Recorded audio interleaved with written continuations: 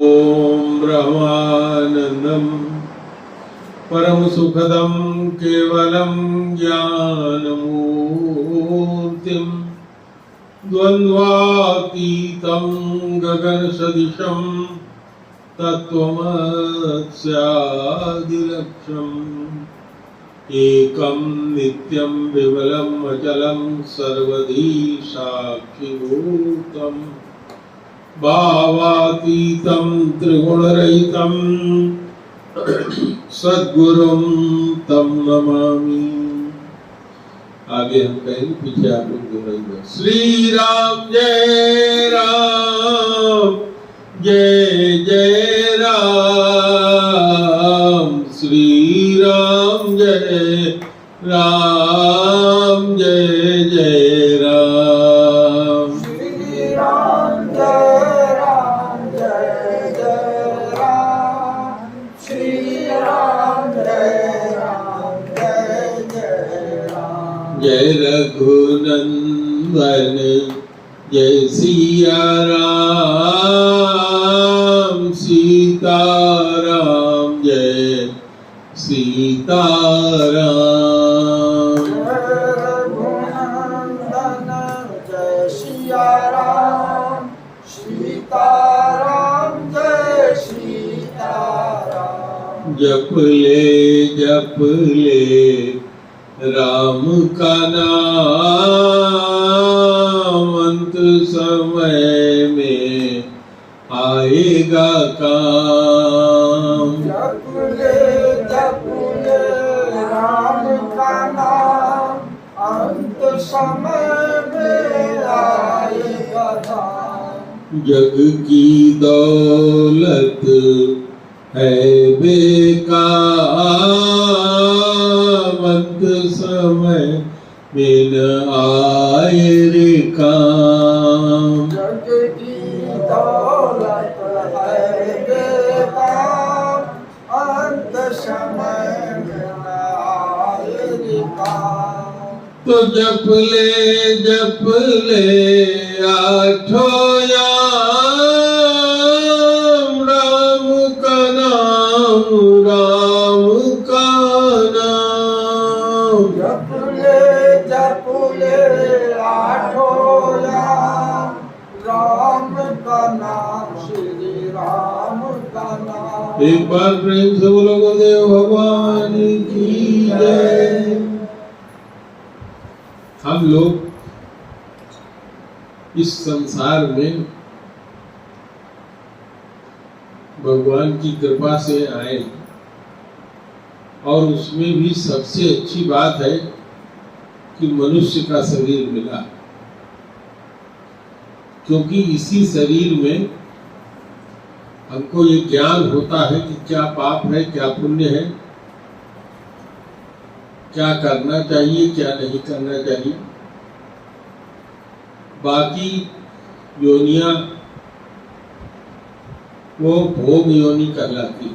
भोग योनि का मतलब, जैसे हम लोग मनुष्य हैं, हम लोगों की भी शादी होती है, बच्चे होते हैं, थोड़ा धन होता है, घर है, रहना खाना, पैदा होना, बड़े होना, बूढ़े होना, मर जाना, यही जानवरों में भी होता है। लेकिन हमारे और उनके में अंतर क्या है? हमारे पास एक विवेक है, बुद्धि है। हम समझते हैं कि ये काम करना अच्छा है, ये काम करना खराब है। और हमने रामायण की इस चर्चा में करते हुए आप लोगों से चर्चा किया ही था कि भगवान ने जब इस संसार को पैदा किया तो गुण और अवगुण दोनों को एक साथ ही मिला के पैदा किया। तो दोनों इस संसार में हैं, साथ ही साथ हैं। ये भी हम लोगों ने सुना था कि जो जैसा ग्रहण करता है उसको वही मिल जाता है, जो अवगुण ग्रहण करना चाहता है उसको अवगुण मिल जाता है, और जो गुण ग्रहण करना चाहता है उसको गुण मिल जाता है। और जैसी आपकी इच्छा होती है, फिर भगवान रास्ता उसी तरह का बना देते हैं। तो थोड़ा सा इसका जानकारी होना जरूरी है, क्या अच्छा है क्या खराब है।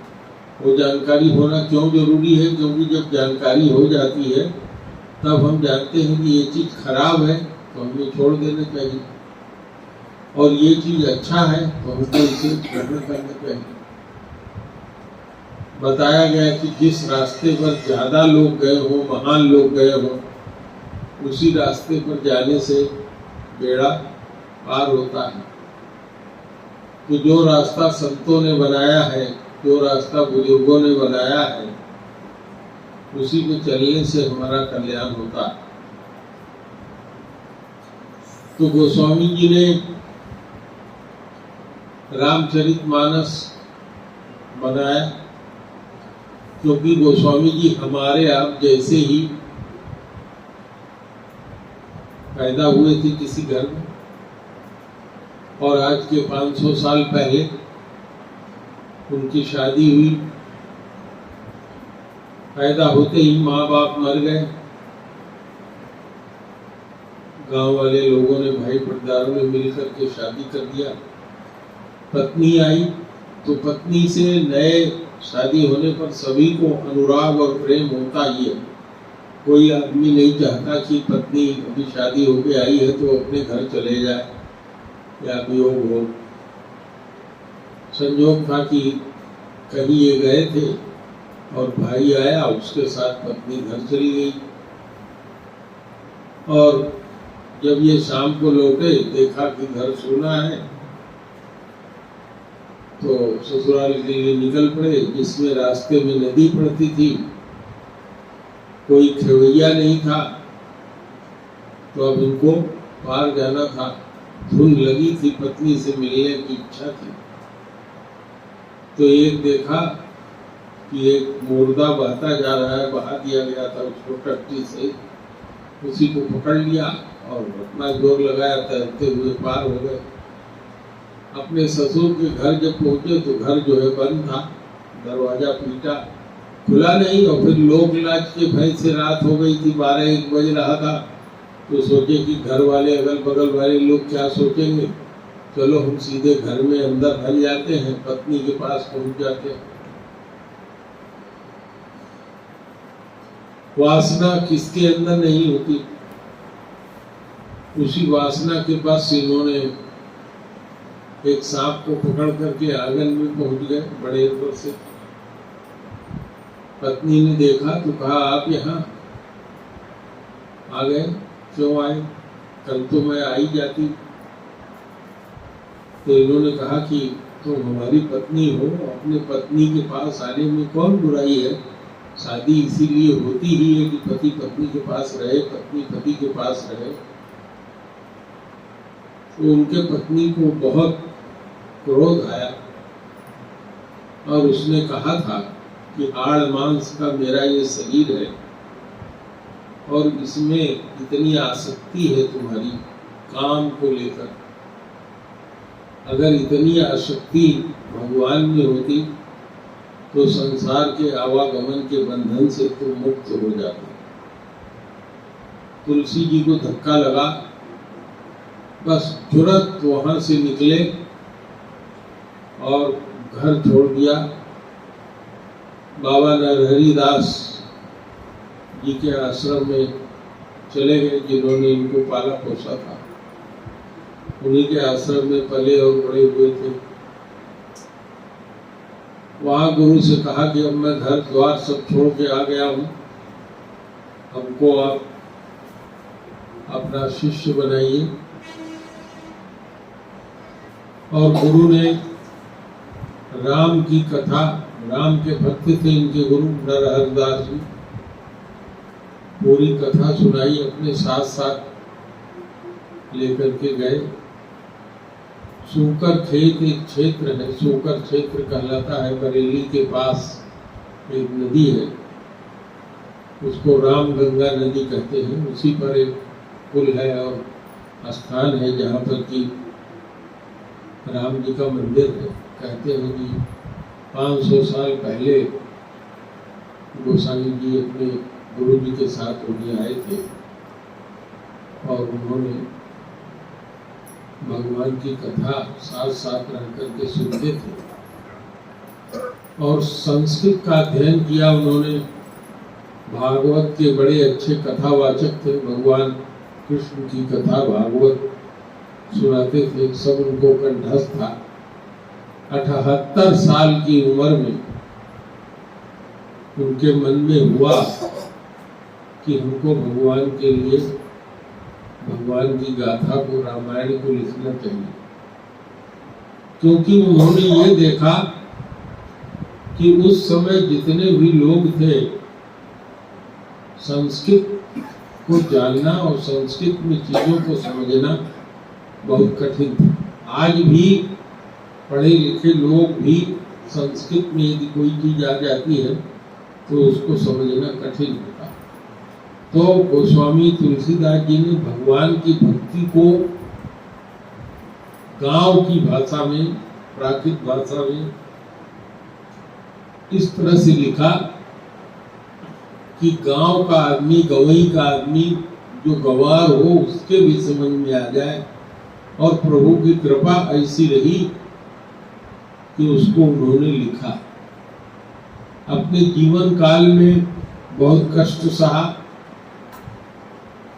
अयोध्या में कुछ दिन रहे। अयोध्या में उनका जीवन यापन बहुत बढ़िया नहीं रहा।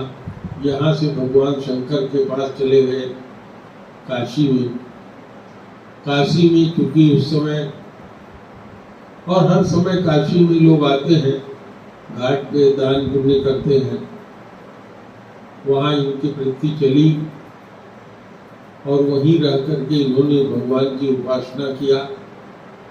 धीरे धीरे भगवान से प्रेम उत्पन्न हुआ, भगवान का दर्शन करना चाहते थे, मिलना चाहते थे। जहाँ घाट है, जहाँ इनका स्थान बना हुआ है तुलसी घाट, वहाँ गए हैं। वहाँ से लोटा हाथ में लेकर डोल डाल के लिए जाते थे और पानी जो बचता था वो एक पेड़, बबूल का पेड़ था, उसी में डाल देते। उस बबूल के पेड़ पे एक प्रेत रहता था। वो प्रेत एक दिन प्रसन्न हुआ, उसने कहा कि तुम रोज यहाँ पानी डालते हो, क्योंकि प्रेत लोग तो ऐसे ही प्रसन्न होते हैं। शौच का बचा हुआ पानी, हाथ का धुला हुआ पानी, शास्त्र के अनुसार जिस हाथ से आप पानी धो ले उस पानी को पीना नहीं चाहिए। विद्वान लोग यही करते हैं, लोटा में पानी अगर आप ले आए और उसी से हाथ आपकी पत्नी ने आपने धुल लिया तो उस पानी को कहते हैं कुत्ते के मूत्र के बराबर हो जाता है, अपवित्र हो जाता है, उसको फेंक देना चाहिए। इसी तरह से शौच अगर हम जाते हैं और उसमें लोटे में कोई पानी बचता है तो आप लोग भी उसका दोबारा प्रयोग नहीं करते होंगे, उस पानी का कहीं कहीं डाल देते हैं। तो गोस्वामी जी उसको बबूल के पेड़ में डालते थे और प्रेत निकला तो इनसे कहा कि बताओ क्या चाहते हो। तो इन्होंने कहा कि मैं राम की कथा लिखना चाहता हूँ, तो हमें हनुमान जी से भेंट करा दो। तो उस प्रेत ने कहा हनुमान जी के निकट तो हम जा नहीं पाते, लेकिन सुना हमने है कि जब आप कथा कहते हो राम जी की तो उसमें सबसे पहले एक बूढ़ा कोढ़ी जैसा आ जाता है, बैठता है, और जब कथा हो जाती है तब वो जाता है। आज यहाँ हम लोग राम कथा कह रहे हैं, यहाँ कहीं न कहीं हनुमान जी विराजमान है, ये माना जाता है। हम उनको अपनी आंख से देख नहीं रहे, लेकिन वो राम कथा जहाँ भी होती है वहाँ रहते हैं।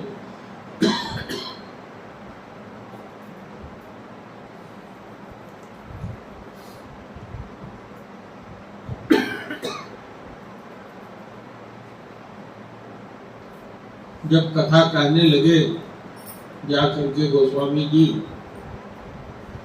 एक कोढ़ी वहां आकर के बैठ गया। पूरी कथा खत्म हुई, तब जब वो जाने को तैयार हुआ तो गोसाई जी ने जाके उनका पैर पकड़ लिया उन्होंने कहा अरे छोड़ो छोड़ो छोड़ो, तुमको भी कोढ़ हो जाएगा, मेरा कोढ़ फैलने वाला है, छूने से हो जाता। गोसाई जी ने कहा कि हनुमान जी महाराज, आप हमसे बहाना मत करिए, आप श्री राम जी से हमको मिला दीजिए, दर्शन मैं चाहता हूँ। तो उन्होंने कहा भगवान का दर्शन चाहते हो तो भगवान नित्य जो है चित्रकूट में आते हैं, चित्रकूट चलो। तो चित्रकूट आप लोग गए होंगे तो वहाँ एक राम घाट है। कौन कौन गया है चित्रकूट? तो वहाँ एक राम घाट है। उस राम घाट पर बैठ करके चंदन घिसते थे, इंतजार करते थे कि भगवान आएंगे। किसी दिन 2 राजकुमार घोड़े पर चढ़ करके आए और उन्होंने चंदन लगाया, स्नान किए, वो लोग कुछ इनको दिए और चले गए। तो हनुमान जी से कहा कि महाराज दर्शन हमें कराइए। तो कहें रोज तो तुम्हारे पास आवत है, तो चंदन लगावत हो। तो कहें हम जान नहीं पाते। तो हनुमान जी वहां तोता के रूप में उसी पेड़ के ऊपर बैठ गए। और जब राम जी आए तो हनुमान जी कहने लगे, चित्रकूट के घाट पर भई संतन की भीड़, तुलसीदास चंदन घिसे तिलक देत रघुवीर। बस उनको तुरंत होश आ गया, भगवान का पैर पकड़ लिए और कहे कि महाराज आपका नाम हमने सुना है कि आप दीन दुखियों का बड़ा ख्याल रखने वाले हैं, तो हे प्रभु हमको भी अपने शरण में लगा लीजिए। तो गोस्वामी जी जैसी कथा कहते थे, अपने गुरु से सुने थे, उसी कथा को उन्होंने रामचरितमानस में लिखा। उस कथा में पिछले बार तक हम लोग चर्चा किए थे कि हर आदमी को अपनी लिखी हुई कविता बहुत अच्छी लगती है। चंदन जितना सुगंधित होता है, लेकिन चंदन में क्या होता है, काठ होता है। तो काठ के कारण कोई चंदन का विचार नहीं करता। काठ में उसका गुण है चंदन का, इसलिए उसके अंदर काठ भी है, इसलिए लोग उसको ग्रहण कर लेते हैं, लगा लेते हैं। इसी तरह से जो श्यामा गाय होती है, शरीर उसका श्यामा होता है, लेकिन उसका दूध बहुत गुणशील होता है। और मुझे याद है कि पिछली बार हमने चर्चा आप लोगों से किया था कि घर में श्यामा गाय पालने का विशेष महत्व होता था। मैंने स्वयं भी पाला कि घर में अगर किसी का ग्रह अनिष्ट हो शनि, तो श्यामा गाय का पालन करने से वो दूर हो जाता है। तो श्याम सुरभि पय विशदति गुणद करहि, सब पान गिरा ग्राम शिव राम जस, गाँव ही सुनहि सुजान। यही समझ करके कि सब लोग जैसे श्यामा गाय का दूध पीते हैं, उसमें वही गुण होता है। इसी तरह से गंवारू भाषा में होने पर भी जो मैं श्री सीताराम जी का चरित्र लिख रहा हूँ, बुद्धिमान लोग उसको बड़े चाव से सुनेंगे। मणिमाणिक मुख छवि जैसी, यही गिरि गज सिर सोहन तैसी। कहते मणि, मणि बड़ी महंगी मणियां जो होती है, और माणिक और मोती देखने में कितने सुंदर होते हैं, लेकिन आई गिरि गज सिर सोहन तैसी। मणि सर्प के फन में रहती है। आइए, और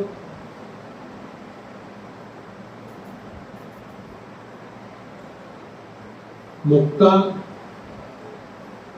मिलती है हाथी के गज मुक्ता।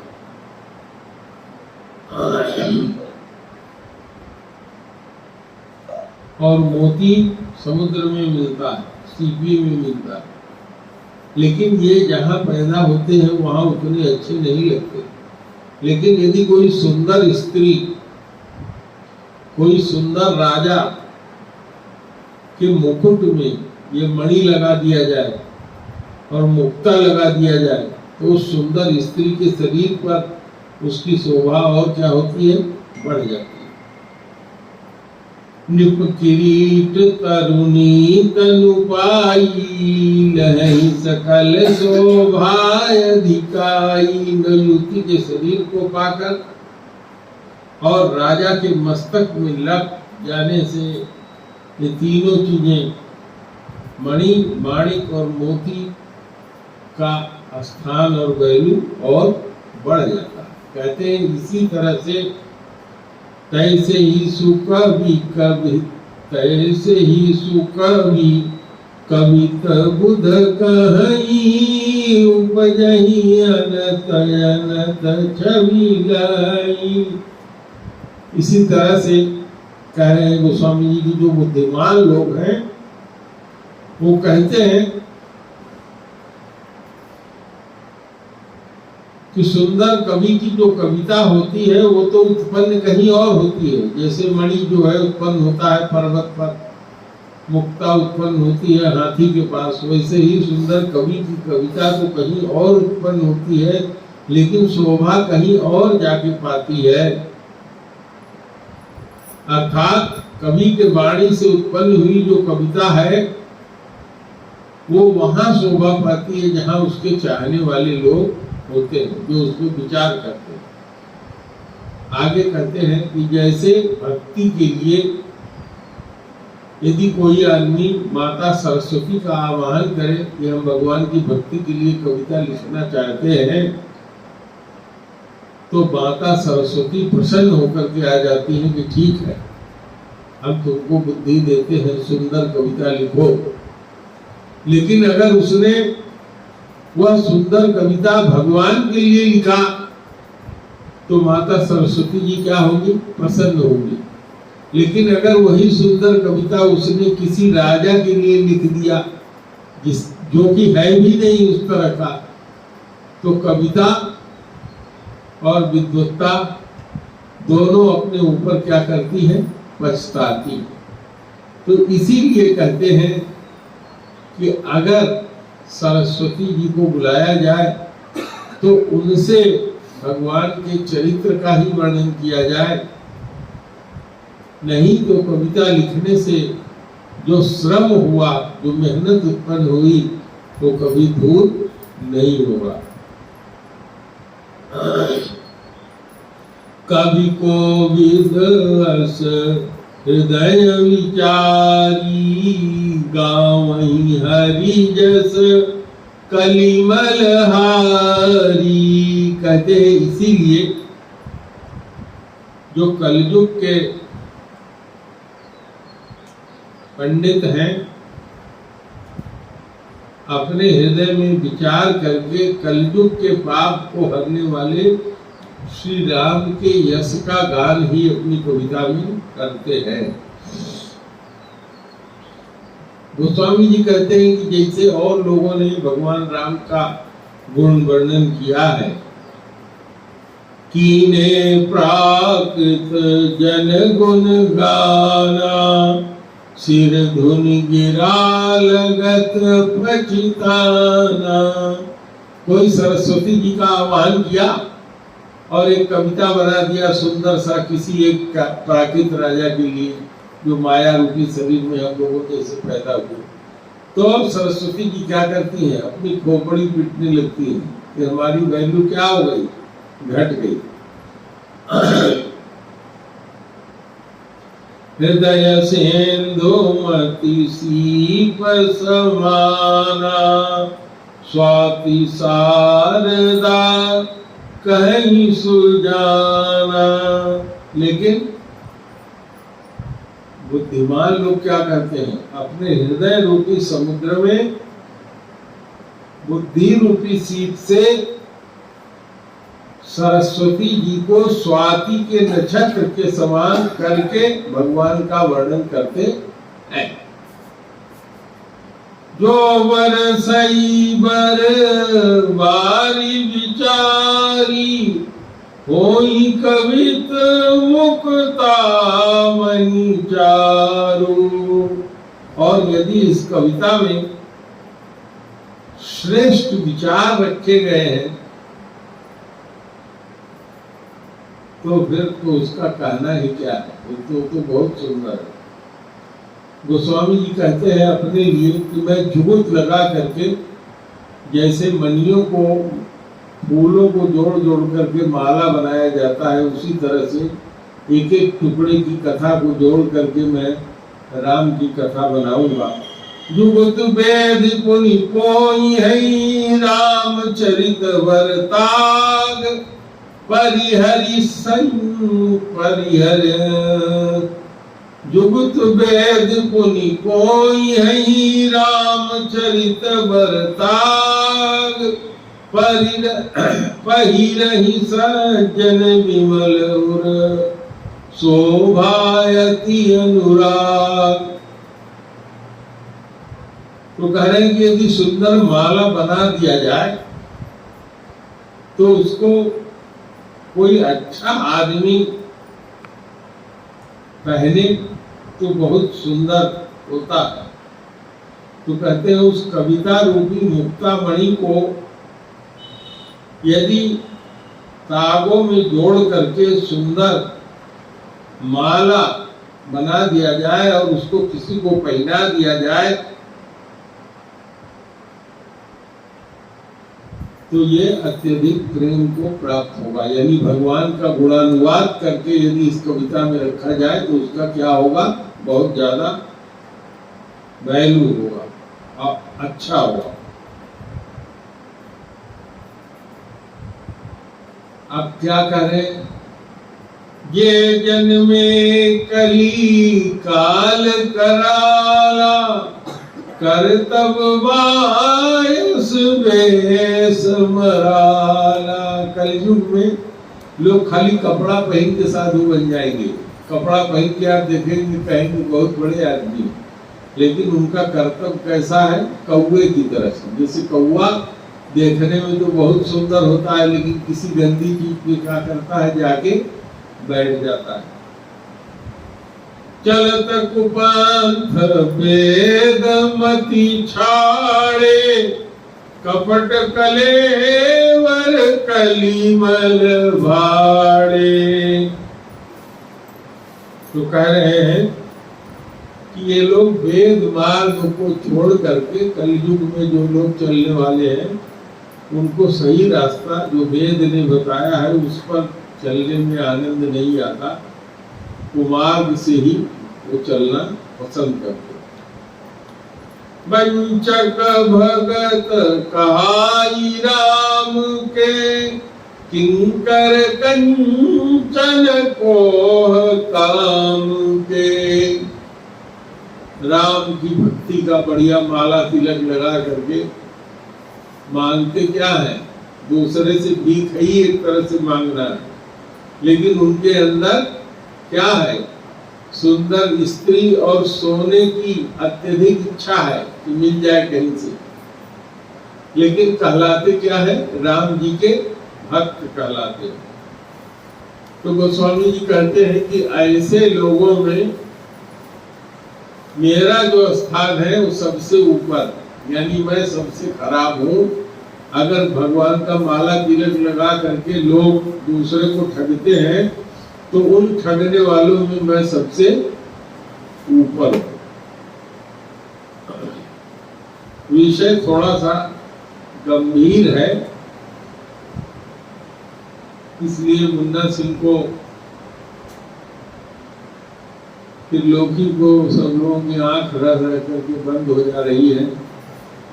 जो अपने अवगुण सब कहूँ, बाढ़ई कथा पार नहीं लहूँ। कहते हैं गोस्वामी जी कि बैठा तो मैं हूँ भगवान की कथा लिखने, और कह क्या रहा हूँ, अपने सारे अवगुण कह रहा हूँ।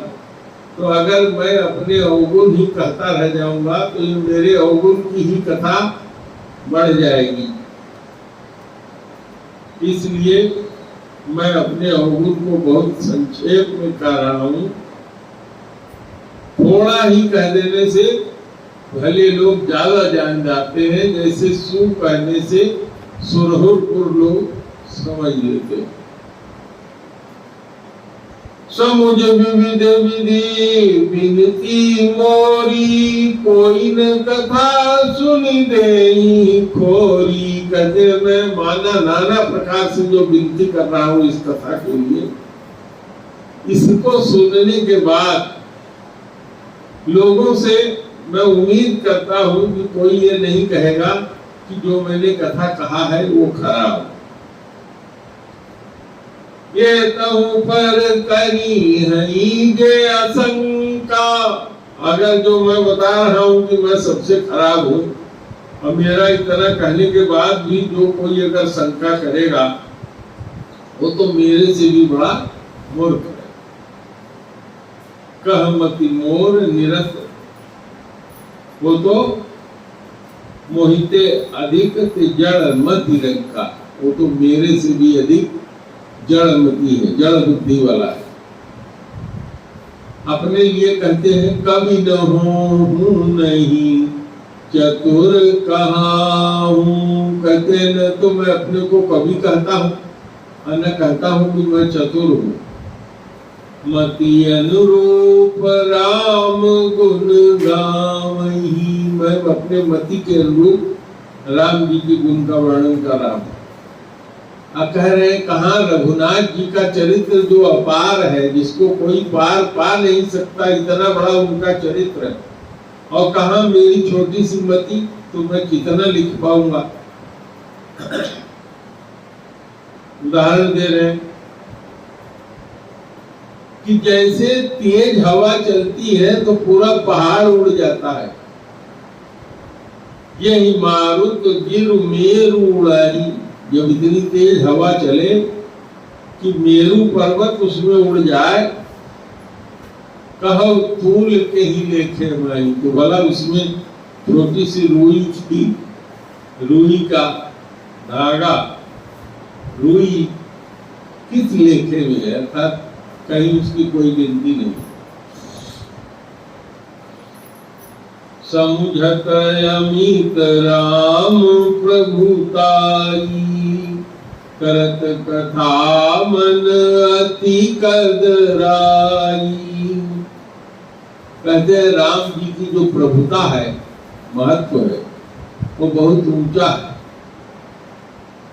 और इस तरह से कथा करते हुए मेरे मन में अत्यधिक कायरता जो है उत्पन्न हो रही है। शारद शेष महेश विधि आगम निगम पुराण, नेति नेति कही जासु गुण करहि निरंतर गान। भगवान राम की कथा के बारे में कहते हैं कि शारदा जी जो ज्ञान की देवी हैं, शेषनाग जिनकी 1000 मुंह है, भगवान शंकर जो ज्ञानियों में अग्रगण्य है, ब्रह्मा जी, सारे वेद और पुराण जो बार बार भगवान के गुण का वर्णन करते हुए पार नहीं पाते हैं और कहते हैं इतना ही नहीं है, इतना ही नहीं है, इससे ज्यादा है, तो मैं भला कैसे इसे पूरा कर सकता हूँ।